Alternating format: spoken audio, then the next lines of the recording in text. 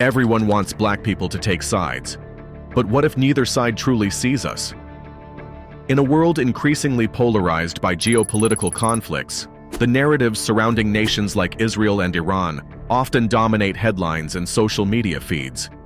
Yet, as we engage in discussions about these countries, it is crucial to step back and examine a fundamental question. How do these nations treat marginalized communities, particularly black individuals? The complexities of international relations can often obscure the human experiences that lie at the heart of these conflicts. While debates about military actions, political alliances, and historical grievances are essential, they can overshadow the lived realities of people who are often caught in the crossfire, especially those who belong to racial and ethnic minorities. However, this video explores how black people are treated in both Israel and Iran, aimed at reminding you that before you pick a side, you should first look at how they did treat us. It's not about politics, it's about truth. To understand the dynamics at play, we must first go down the historical context. Therefore, join us on this journey as we explore black encounters in Israel and Iran. But before we proceed, do not forget to support our efforts by hitting that like button before you. Share with your family and friends to keep spreading our eye-opening black narrative, and kindly subscribe to stay tuned in for more informative stories ahead. Now to the crux of the matter. In Israel, a nation that prides itself on being a democratic haven in a tumultuous region, the treatment of black Jews, particularly Ethiopian Israelis, reveals a troubling narrative of discrimination and social inequality. Despite their rich cultural heritage and contributions to Israeli society, many Ethiopian Jews face systemic racism, social exclusion, and economic disparities. The struggle for recognition and equality within Israel's borders raises critical questions about the nation's commitment to human rights for all its citizens. Before we critically examine Israel's treatment of blacks, let's briefly take a look at the historical background of Ethiopian Jews in Israel. For over 2 millennia, Ethiopian Jews, known as Beta Israel, have faced immense challenges including religious persecution, discrimination, oppression, and violence. Though despite these hardships, they have maintained their Jewish identity and community. According to Ethiopian tradition, the Queen of Sheba's son Menelik was born in Ethiopia. He later visited his father, King Solomon, in Jerusalem, who told him to spread the Jewish faith in God to the Ethiopians. King Solomon gave Menelik a Torah scroll to teach the Ethiopian people about biblical Judaism.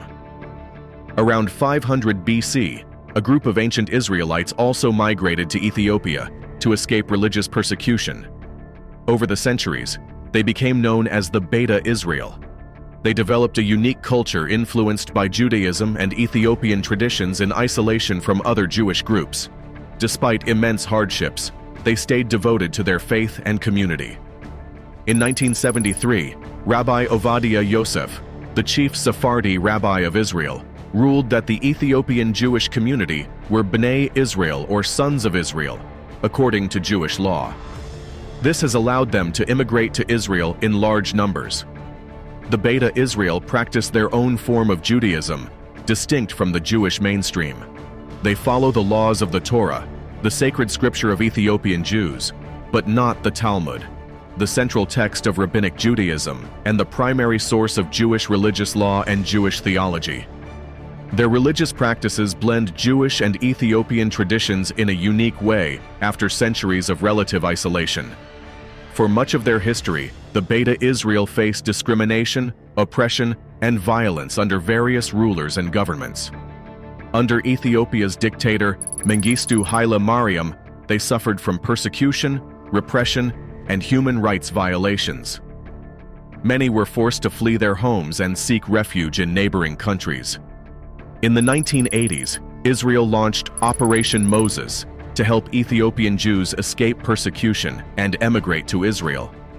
Thousands of Beta Israel embarked on the dangerous journey by foot, though many tragically did not survive. Those who made it to Israel faced significant challenges adjusting to a new culture, language, and way of life after centuries of relative isolation in Ethiopia. Thousands more came during the Operation Solomon emergency airlift in 1991. However, Not all Beta Israel were able to emigrate to Israel during these mass Aliyah airlifts, and many remained in Ethiopia, waiting for their chance to finally reach the land of promise. The situation was further complicated with the emergence of the Falash Mura, that is, Ethiopians who claimed Jewish ancestry but were not recognized as Jews by Israel due to forced conversions to Christianity several generations back. However, in 2003, Israel agreed to allow the Falash Mura to immigrate under certain conditions. Now, the story of the immigration and absorption of Ethiopian Jews in Israel epitomizes the best and the worst of Israeli society. Although true to its Zionist dream of being a haven for Jews, the Jewish state embarked on risky and expensive rescue operations, and these brought tens of thousands of Jews from remote parts of Ethiopia, who had suffered from religious persecution, famine, and civil wars. Yet when they arrived in Israel, these distinctive people faced appalling discrimination, racism, and a lack of empathy for their hardships in Ethiopia and during their journey to Israel. Moreover, this was exacerbated by a mixture of bureaucratic insensitivity and incompetence. The uncharacteristic violence, seen recently during demonstrations by members of the Ethiopian community in Israel, was a direct result of years of accumulated frustration against the state, and especially the police. The unprovoked beating up by policemen of Demas Fekade, an Ethiopian-Israeli soldier in uniform, could well serve as a much-necessary wake-up call for Israeli society to change, quickly and radically. Only 3 decades after the arrival of the first Ethiopian Jews to Israel, and following recent violent clashes with the police, there is a broad acknowledgement that the state failed appallingly in absorbing the Jewish Ethiopian community. To begin with, there was a lack of empathy in Israeli society for the hardships involved in leaving behind homes, relatives, and friends who could not make the journey, not to mention the loss of family members and friends on the hazardous journey. Upon their arrival in the Jewish state, they met the inherent Israeli paradoxes involved in absorbing Jewish immigrants. They were welcomed and granted the basic needs of accommodation, healthcare, education, and general welfare. However, this was done without sensitivity to their specific conditions, and from the outset they faced discrimination and racism from the Israeli establishment. Many in the religious establishment even dared to question their Judaism. One of the early incidents that exposed this approach was the revelation in the 1990s that the Israeli National Blood Bank had routinely destroyed blood donated by Ethiopian Israelis for fear of HIV. It sent a message of exclusion from the rest of Israeli society. Therefore, the failure to absorb the Ethiopian Jews is the failure to fully and genuinely integrate them into Israeli society. Furthermore, the extent of racist offenses and discrimination against Ethiopian Jews manifests in various aspects, including reluctance by factories to employ them, landlords refusing housing, and specific schools rejecting their children. For instance, while Ethiopian Israeli school children comprise only 2% of Israeli pupils, most of them study at schools that are predominantly Ethiopian. Worse still, their attainment in school is much poorer than the general population, which blocks their path to academic success. In a separate incident, an Ethiopian mother and resident of Israel reported that on her daughter's first day of kindergarten, the child was placed in a classroom exclusively composed of Ethiopian Israeli youngsters. Despite the school justifying the placement based on the geographic area of the children, parents publicly perceive it as a result of the color of their skin, expressing concerns about potential discrimination. Also, in a troubling incident unveiled by the Israeli NGO Tebeka in September 2011, 281 children of Ethiopian descent were unlawfully denied registration at a school in the Central District of Israel. In 2019, a group of Ethiopian Israeli parents took legal action against 4 ultra-Orthodox schools in Jerusalem that refused to enroll their children for the upcoming school year. This not only constituted a clear violation of children's right to education, but also reflected a broader pattern of exclusion within the country. Furthermore, unemployment among Jews of Ethiopian descent is also significantly higher than any other Jews in Israel. Many of the Ethiopian Israelis live in the periphery of society that already grapples with issues of unemployment and scarce public resources. They suffer from the highest poverty rate among the Jews in Israel, and much higher levels of police stop search, arrests, and incarceration. According to a report by Myers JDC Brookdale Institute, the unemployment rate among Ethiopian women in 2000 was 63%. Although this percentage dropped to 26% in 2016, it still does not meet the desired percentage. The unemployment rate for Ethiopian Jewish men also reached 20% in 2016, down from 38% in 2000. Another notable point is the significant difference in the monthly income per household for Ethiopian Jews and other Jews. According to the Myers JDC Brookdale Institute, the monthly income per household for Ethiopian Jews is 11,250 shekels, while for other Jews, it is 15,575 shekels. Another report by the Ethiopian Jewish Association in Israel found that there was a 20% increase in the number of cases filed by the police against Ethiopian Jews in the same period, although there was a 6% drop in the cases filed by the police against all Jews in 2014 to 2017. In addition, 90% of Ethiopian Jewish youth convicted by the court were sentenced to imprisonment, compared to 1/3 of other Jewish youth. These all have left the Ethiopian Israelis isolated and triggered protests in past years against what they perceive as racism and discrimination against their community. According to Israeli media, 11 Ethiopians have died since 1997 in clashes with the police.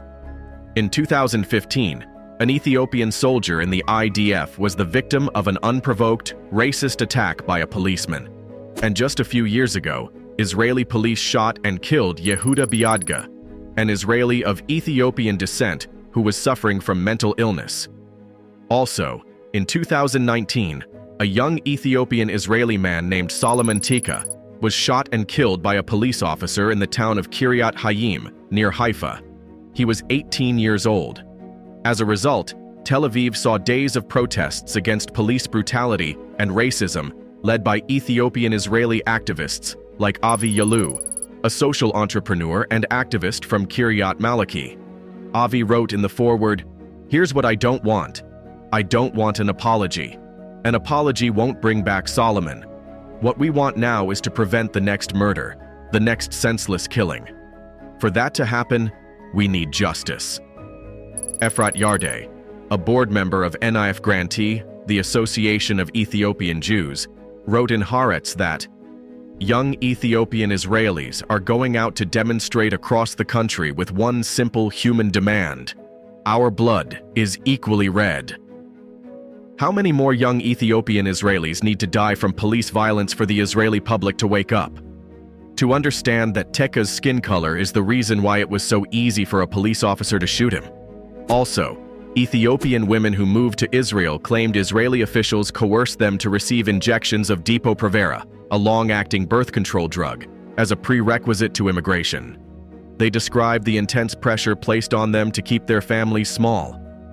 The women claimed Israeli representatives from the Joint Distribution Committee JDC and the Health Ministry told them that raising large families is especially difficult, that it is hard for people with many children to find work and support their families, and that many landlords would not be willing to rent apartments to large families. Several women also said that they were told at the transit camps in Ethiopia that they had to receive the shots if they wanted to immigrate to Israel and continue receiving medical treatment from the JDC. Furthermore, many of the women claimed they were never told that the shots were to prevent pregnancy. Rather, they were under the impression that the shots were vaccinations. Some women reportedly refused to tell their husbands about the shots, fearing the men would be furious. Sadly, many women continued to receive Depo-Provera after arriving in Israel, despite suffering such side effects as severe headaches and abdominal pains. One woman who suffered from osteoporosis said she has been receiving shots for 4 years without ever being warned that Depo-Provera was dangerous to women in her condition. Furthermore, there are approximately 38,000 African migrants and asylum seekers in Israel, according to the Interior Ministry. About 72% are Eritrean and 20% are Sudanese. The vast majority arrived between 2006 and 2012. In 2010, the height of the wave of asylum seekers crossing from the Sinai to Israel, increased as 1,300 people illegally crossed the border each month. In 2014, Israel completed construction of a 242-kilometer, 150-mile, electronic fence along the border with Sinai. Illegal immigration through Sinai dropped to just 11 cases in 2016 and 0 in 2017. Eritrean asylum seekers have fled a harsh dictator and compulsory military service that can last for 40 years. Sudanese asylum seekers have fled genocide in Darfur, as well as fighting between Sudan and South Sudan. Because asylum seekers have an uncertain status, most are forced to work in menial jobs such as construction, food service, or cleaning, because those are the only industries that agree to hire people in limbo. Asylum seekers do not have recourse or rights if they feel an employer has mistreated them or withheld paychecks. However, on 1 January 2018, the Israeli government announced plans to indefinitely detain or forcibly relocate thousands of Eritrean and Sudanese asylum seekers to third countries in sub-Saharan Africa, should they refuse to leave voluntarily by 31 March 2018. Israel's Population, Immigration and Border Authority, PIBA, advertised 100 new posts for inspectors to work in the voluntary repatriation program and others to enforce laws against asylum seekers and their employers. Israel defined all the Eritreans and Sudanese, mostly from Darfur, as infiltrators that illegally crossed its border from Egypt. Israeli officials contended they are economic migrants looking for work opportunities, not asylum seekers. "We are not taking action against refugees," Prime Minister Benjamin Netanyahu said at the beginning of the weekly cabinet meeting on January 21, 2018. "We are taking action against illegal immigrants who come here for work purposes. Israel will continue to be a shelter for true refugees and will eject illegal infiltrators." On the other hand, Iran presents a different but equally complex picture. While the Iranian government often positions itself as a champion of anti-imperialist struggles, the treatment of ethnic minorities, including Black Iranians, tells a different story. Reports of discrimination, social marginalization, and economic disenfranchisement highlight the challenges faced by these communities. The regime's rhetoric may resonate with some global movements, but the reality for many Black Iranians is one of struggle and invisibility.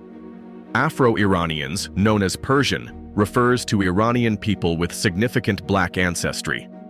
Most Afro-Iranians are concentrated in the southern provinces of Iran, including Hormozgan, Sistan and Baluchistan, Bushehr, Khuzestan, and Fars. They are split between Afro-Iranians who identify as Persian, Iranian Arab, or Baloch. Historically, the Indian Ocean slave trade was multi-directional and changed over time. To meet the demand for menial labor, enslaved Black people who were captured by Arab slave traders were sold in cumulatively large numbers over centuries to the Persian Gulf, Egypt, Arabia, India, the Far East, the Indian Ocean Islands, and Ethiopia. Others came as immigrants throughout many millennia, or from Portuguese slave traders who occupied most of the contested Hormuz's Bandar Abbas, Hormuz, and Keshem Island ports in southern Iran by the early 16th century. During Qajar rule, many wealthy households imported Black African women and children to perform domestic work alongside Eastern European Circassian slaves. This was largely drawn from the Zanj, who were Bantu-speaking peoples that lived alongside Southeast Africa, in an area roughly comprising modern-day Tanzania, Mozambique, and Malawi. Under British pressure, Muhammad Shah Qajar issued a firman suppressing slave trade in 1848. Afro-Iranians, also known as Sia, meaning black in Persian, or Bombasi for some groups, trace their origins to the Middle East, transporting thousands of African men, women, and children to distant lands such as the Indian subcontinent, the Arabian Peninsula, and Persia, present-day Iran. While the Atlantic slave trade is well documented and recognized, the Eastern slave trade, although less visible in Western historical accounts, is no less significant. For centuries, Africans were exchanged, primarily from the Swahili coast, by Arab, Portuguese, and Persian merchants. Nevertheless, slavery persisted as a legal practice in Iran until 1929, when Parliament introduced a bill that granted slaves freedom and declared them equal to all other Iranians. Although African slaves were dispersed across Iran, many Afro-Iranians settled in southern regions bordering the Persian Gulf after their emancipation. Since then, census records have not adequately reported the numbers of Afro-Iranians, and statistical information on these communities is largely unavailable. Afro-Iranians face significant underrepresentation and exclusion in both Iranian media and politics. Despite the popularity of Bandari music, the depiction of Afro-Iranians in popular media is fairly scant. The most famous portrayal of an Afro-Iranian is Bahram Beyzai's 1989 film Bashu, The Little Stranger. However, the absence of Afro-Iranians in media, particularly in visual representations, is a recurring issue, with many depictions being created by individuals outside the community, thus limiting their agency and perpetuating stereotypes. This lack of visibility contributes to the perception that they are outsiders and reinforces racist narratives. Furthermore, the neglect of Afro-Iranians by most Iranians stems from a number of factors, most of which stem from the Aryan myth. The Aryan myth effectively whitewashed Iran's history, leading many to believe that true Iranians are only light-skinned and that Iran never engaged in slavery. Beyond this, the lack of Afro-Iranian presence in media further reinforces any preconceived notions that exist about Africans in Iran, that they simply do not exist. However, since the 2020s, a movement for identity rehabilitation has emerged, embodied by collectives like the Collective for Black Iranians, whose mission is to raise visibility for the Afro-Iranian community. The collective aims to bring Afro-Iranians to public attention, highlighting their contribution to Iranian culture and identity, as well as the discrimination they still face. Inspired by movements like Black Lives Matter, the collective advocates for the recognition of Iranian blackness and for the acceptance of the country's racial diversity. Activists such as Alex E. Eskandarka fight to reverse the negative connotations associated with the term Shia and transform this designation into a symbol of affirmation and pride. Through their work, Afro-Iranians assert their place in Iran's tapestry, seeking to deconstruct misconceptions, such as the idea that Afro-Iranians are black because of the sun. Despite the obstacles, Afro-Iranians continue to preserve their cultural heritage through ancestral practices like the Zar ritual, a healing ritual primarily practiced in southern Iran, in Sistan-Baluchistan, and in the Hormozgan region. Zar, an inheritance of African spiritual beliefs, involves songs and dances intended to exorcise evil spirits.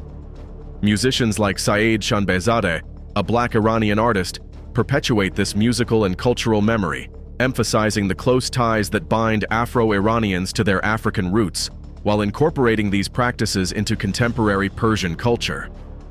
The Afro-Iranian community is a living testament to Persian history, transcending ethnic and racial boundaries. In exploring their past, Afro-Iranians demonstrate courage, transforming the stigma of a painful past into a cultural and identity-driven strength. Their journey is undeniable proof of humanity's capacity to overcome adversity and take control of its destiny. Back to the main discourse. In many foreign conflicts, Black individuals and communities often find themselves in positions where they are called upon to support or participate in struggles for justice, freedom, or defense. Yet they frequently remain marginalized in the subsequent peace processes and power structures. Black soldiers have historically been utilized in foreign conflicts across various nations, often facing discrimination and unequal treatment despite their service. As a matter of fact, African Americans have participated in every war which has been fought either by or within the United States, including the Revolutionary War, the War of 1812, the Mexican-American War, the Civil War, the Spanish-American War, World War I,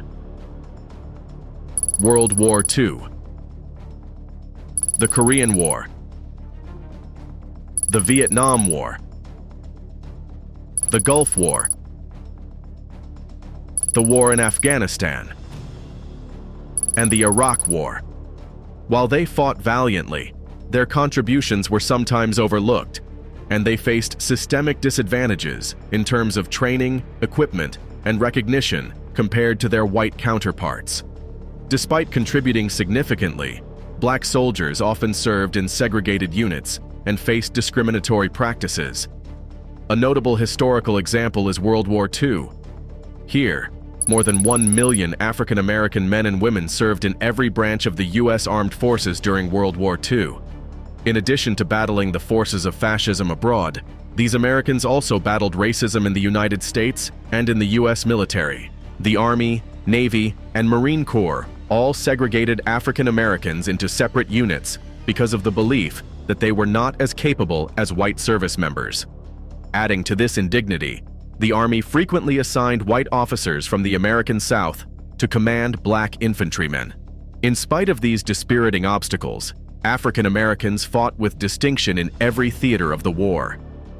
For instance, the 761st Tank Battalion, known as the Black Panthers, fought with distinction in Europe, including the Battle of the Bulge, but faced intense combat and prejudice. Also, Doris Miller, a black sailor on the USS West Virginia at Pearl Harbor, manned a machine gun despite lacking training and received the Navy Cross for his bravery. But systemic change for black sailors in combat roles came later. The Israel-Iran conflict is not merely a binary struggle. It involves a web of alliances and enmities that can shift rapidly. By taking sides, the black community risks aligning itself with a narrative that may not fully represent their values or interests. Both Israel and Iran have their own agendas, and supporting one side could inadvertently support policies or actions that contradict the principles of justice and equality that many in the black community hold dear. Though, throughout history, various black leaders and movements have expressed solidarity with oppressed peoples worldwide, including Palestinians. However, this solidarity should not translate into a simplistic alignment with one side over the other.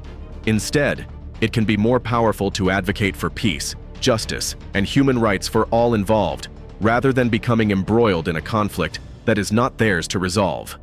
Moreover, the black community faces its own set of challenges, including systemic racism, economic inequality, and social injustice. By diverting attention to international conflicts, there is a risk of neglecting pressing local issues that require urgent action and advocacy. The fight for justice at home should remain a priority, as it directly impacts the lives of individuals within the community. Also, the black community has historically been part of a global struggle against oppression. By maintaining a neutral stance, they can advocate for a broader understanding of justice that transcends national boundaries. This approach fosters solidarity with all oppressed peoples, rather than getting caught in the crossfire of geopolitical rivalries. Ultimately, the narrative for the black community should center on advocating for peace, justice, and human rights for all individuals, regardless of their nationality or religion.